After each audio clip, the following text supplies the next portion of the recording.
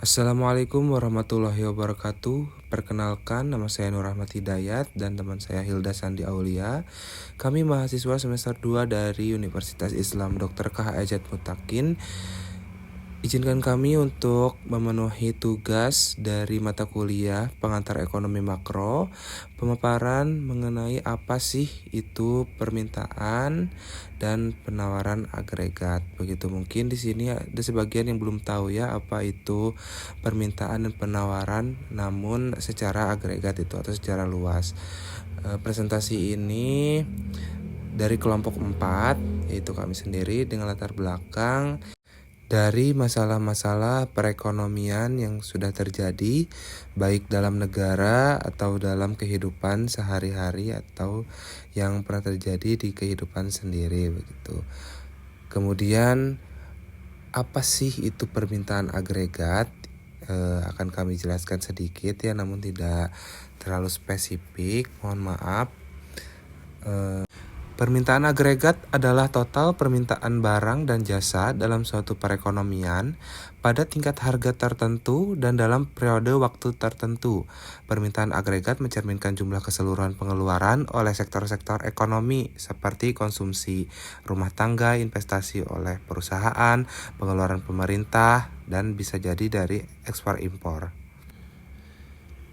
Kemudian mengapa sih kurva permintaan agregat bisa naik? Mungkin di sini ada yang sudah tahu, boleh di komen ya. Karena jumlah barang dan jasa yang diminta dalam perekonomian meningkat pada setiap tingkat harga tertentu. Ini bukan karena harga turun, tapi karena ada faktor-faktor lain yang mendorong. Misal konsumsi rumah tangga yang naik. Meskipun mahal, namun karena itu kebutuhan sehari-hari dan sangat dibutuhkan, maka masyarakat akan tetap membeli dengan harga yang mahal. Kemudian investasi perusahaan naik. Itu kan sangat menguntungkan bagi orang-orang yang ingin berinvestasi walaupun harganya sedang naik, tapi melihat peluang ke depannya lebih besar, itu pasti akan tetap diambil. Kemudian belanja pemerintah naik. Untuk itu kan karena kebutuhan ya, kebutuhan dari pemerintah sendiri. Kemudian ada ekspor meningkat. Nah, karena banyak permintaan, maka ekspor pun akan meningkat. Kemudian apa itu penawaran agregat?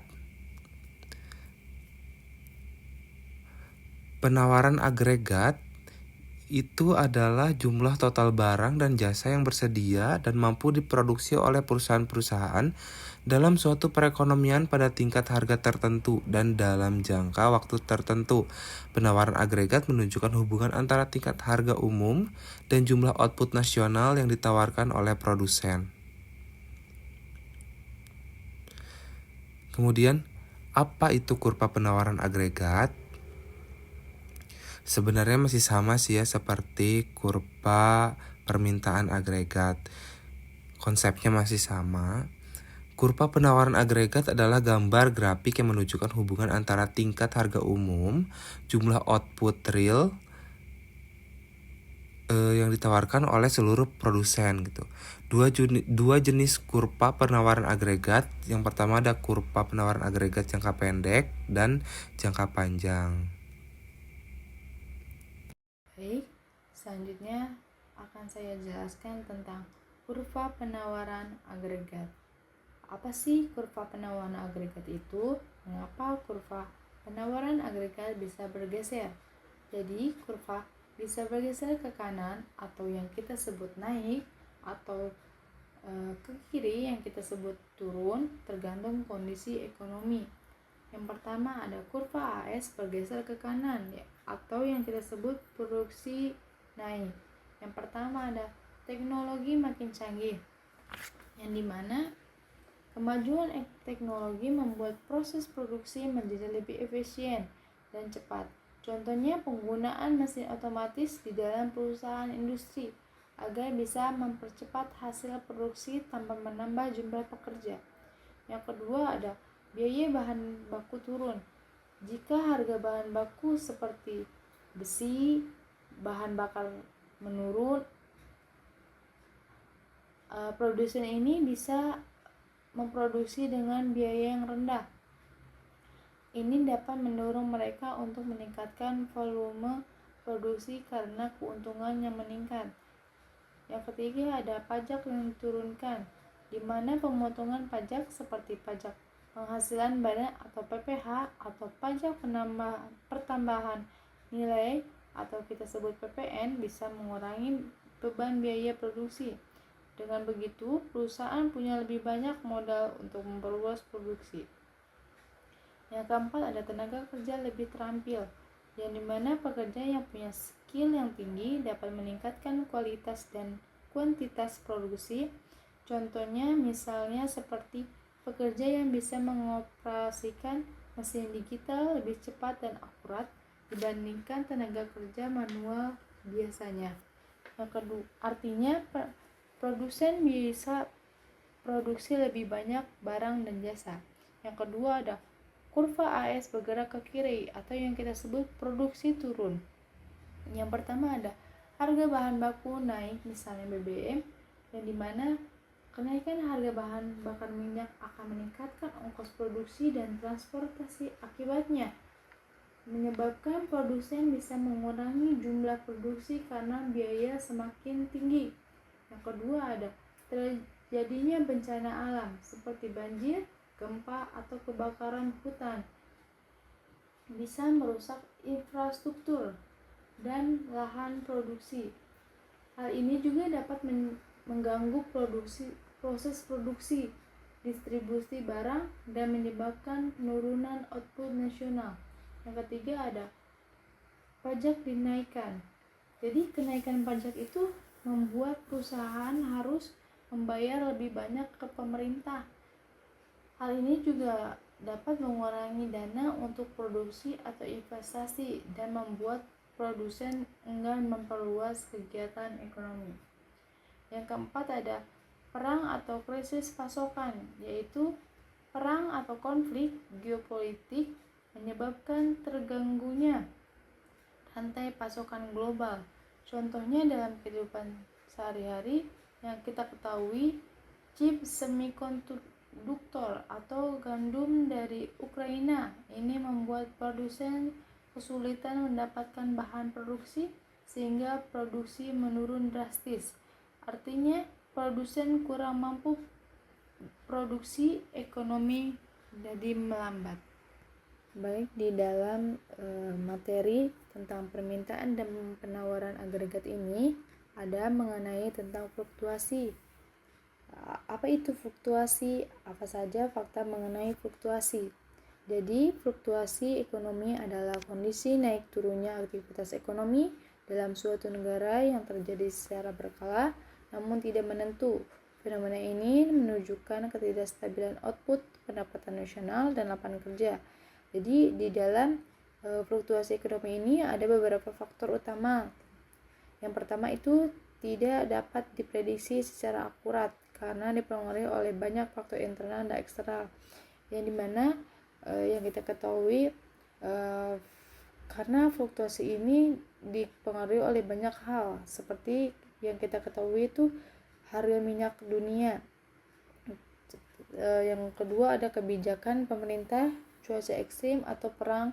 Jadi tidak bisa ditebak kapan naik atau turunnya fluktuasi ini. Yang kedua ada fluktuasi ini sering terjadi bersamaan pada berbagai variabel ekonomi. Jadi kalau ekonominya naik, biasanya konsumsi, investasi, atau produksi ikut naik. Kalau ekonomi menurun, semuanya juga ikut lesu. Yang ketiga ada hubungan negatif antara pertumbuhan output dan pengangguran. Jadi di dalam fluktuasi ekonomi ini, saat ekonomi tumbuh dan PDB naik, banyak perusahaan buka lapangan kerja, jadi pengangguran itu menurun. Tapi saat ekonomi turun, banyak orang kehilangan pekerjaan. Yang keempat ada dalam jangka pendek dan upah cenderung kaku, yang dimana harga barang dan gaji pekerja biasanya tidak langsung berubah pada saat ekonomi naik atau turun, perlu waktunya untuk menyesuaikan. Jadi di dalam fluktuasi ekonomi itu ada namanya ekonomi fluktuasi, yaitu yang dimana ekonomi fluktuasi atau yang disebut cabang dari ekonomi makro yang mempelajari sebab dan pola fluktuasi jangka pendek. Fluktuasi ini menyebabkan penyimpangan dari tren jangka panjang ekonomi dan idealnya stabil dan tumbuh secara bertahap. Di dalam ekonomi fluktuasi ini terdapat ciri-ciri utama ekonomi fluktuasi. Yang pertama, terjadinya dalam jangka pendek, yaitu bisa kita ketemui bisa mingguan, bulanan, atau tahunan. Jadi tidak bertahan lama seperti tren jangka panjang. Yang kedua ada mempengaruhi banyak hal penting. Jadi di dalam ini produksi bisa turun, pengangguran naik, dan harga bisa jadi inflasi, yaitu naik, atau deflasi, turun drastis. Yang ketiga ada disebabkan oleh guncangan ekonomi, misalnya seperti permintaan mendadak turun karena wabah atau pasokan terganggu karena bencana. Yang keempat ada bisa dijelaskan lewat beberapa model ekonomi. Yang pertama ada model ADAS, yaitu permintaan dan penawaran agregat. Seperti yang bisa kita ketahui, bisa dilihat interaksi antara permintaan dan penawaran agregat. Yang kedua ada model Keynesian, yaitu pemerintah bisa ikut campur untuk stabilkan ekonomi, misalnya lewat subsidi atau proyek kerja. Yang ketiga ada model klasik, yaitu ekonomi akan menyelesaikan sendiri tanpa perlu bantuan pemerintah. Yang keempat ada model RBC, yaitu fluktuasi terjadi karena perubahan teknologi atau produktivitas. Situasi ekonomi juga ada jangka pendeknya, yaitu ekonomi jangka pendek adalah kondisi di mana harga, upah, dan ekspektasi tidak fleksibel sehingga pasar tidak berada dalam keseimbangan penuh, yang artinya mekanisme pasar tidak bisa bekerja optimal dalam waktu singkat atau guncangan ekonomi bisa berdampak besar, yang dimana dalam ekonomi jangka pendek terdapat karakteristik ekonomi jangka pendek. Yang pertama ada harga dan upah bersifat kaku, yaitu artinya harga barang atau gaji pekerja tidak langsung berubah walau kondisi ekonomi berubah. Yang kedua ada pengangguran atau kelebihan kapasitas, yang dimana bisa terjadi orang kehilangan pekerjaan atau perusahaan punya mesin yang nganggur karena tidak ada produksi. Yang ketiga ada investasi pemerintah dibutuhkan untuk menjaga stabilitas ekonomi, yaitu pemerintah harus bantu stabilkan ekonomi lewat kebijakan seperti bantuan sosial atau subsidi. Yang keempat yaitu fluktuasi ekonomi terasa nyata. Saat ekonomi turun langsung terasa di kehidupan sehari-hari, seperti daya beli menurun, investasi yang ditunda, serta orang susah cari kerja. Jadi model utama yang digunakan untuk menganalisis ekonomi jangka pendek adalah model AD dan AS. Oleh karena itu, kita perlu memahami masing-masing kurva, permintaan agregat dan penawaran agregat. Nah, di dalam fluktuasi ekonomi ini ada apa saja penyebab fluktuasi ekonomi itu? Jadi di dalam fluktuasi ekonomi disebabkan oleh berbagai guncangan yang mempengaruhi permintaan atau penawaran agregat. Yang pertama ada guncangan permintaan agregat, yang dimana terjadi saat masyarakat tiba-tiba mengurangi belanja, yang dimana kalau orang-orang takut belanja atau pemerintah hemat anggaran, maka pemerintah barang atau jasa turun, perusahaan jadi mengurangi produksi, jadi banyak karyawan yang di PHK. Yang kedua ada guncangan penawaran agregat, terjadi saat biaya produksi jadi mahal, harga minyak naik contohnya, atau produksi terganggu. Misalnya harga minyak naik atau pabrik berhenti karena bencana, akibatnya barang jadi lebih mahal tapi jumlahnya sedikit, masyarakat tetap kesulitan. Yang ketiga ada kebijakan ekonomi yang tidak tepat. Saat pemerintah bikin kebijakan yang justru memperburuk keadaan. Contohnya pas ekonomi kita lagi lesu, tapi pajak dinaikkan, orang makin gak punya uang untuk berbelanja.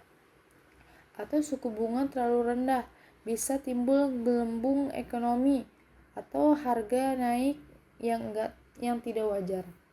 Yang keempat ada faktor eksternal global, terjadi karena masalah di luar negeri yang berdampak ke dalam negeri. Jadi kalau ada krisis global, perang dagang atau nilai tukar rupiah melemah, maka ekspor impor terganggu, perusahaan rugi, ekonomi ikut lesu. Yang kelima ada ekspektasi pelaku ekonomi, yaitu terjadi saat orang-orang takut masa depan ekonomi suram. Jadi kalau masyarakat dan perusahaan pesimis, mereka akan nambah belanja dan investasi. Uang berhenti berputar, ekonomi jadi melambat. Baik, kesimpulannya, permintaan dan penawaran agregat merupakan dua konsep utama yang menjelaskan bagaimana fluktuasi ekonomi terjadi dan bagaimana dampaknya terhadap harga, output, dan pengangguran. Melalui kurva AD dan AS, kita dapat menganalisis situasi ekonomi secara komprehensif, baik dalam jangka pendek maupun jangka panjang. Fluktuasi ekonomi umumnya disebabkan oleh berbagai jenis guncangan, baik dari sisi permintaan atau penawaran, yang jika tidak ditangani oleh tepat dan menimbulkan krisis yang lebih besar. Oleh karena itu, pemahaman terhadap mekanisme ADAS sangat penting untuk merancang kebijakan ekonomi yang responsif dan atraktif.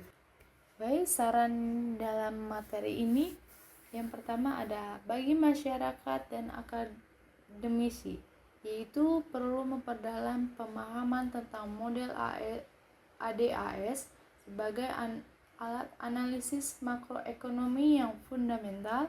Menggunakan pendekatan analisis ini untuk memahami isu ekonomi terkini seperti inflasi, resesi, dan pertumbuhan ekonomi. Yang kedua, bagi pemerintah dan pengambilan kebijakan, mengurangi kerangka kerja ADAS untuk mendesain kebijakan fiskal dan moneter yang lebih tepat sasaran. Perlu koordinasi antara otoritas fiskal dan moneter dalam merespon guncangan ekonomi. Yang ketiga, bagi masyarakat umum, tingkatan literasi ekonomi agar mampu memahami situasi ekonomi nasional dan global, bersikap bijak dalam merespon perubahan harga dan kebijakan ekonomi agar tidak mudah terpengaruh informasi yang menyesatkan. Oke, itu pemaparan yang bisa kami sampaikan. Bagaimana nih teman-teman? Apa sudah bisa dimengerti? Atau masih bingung tentang permintaan dan penawaran agregat?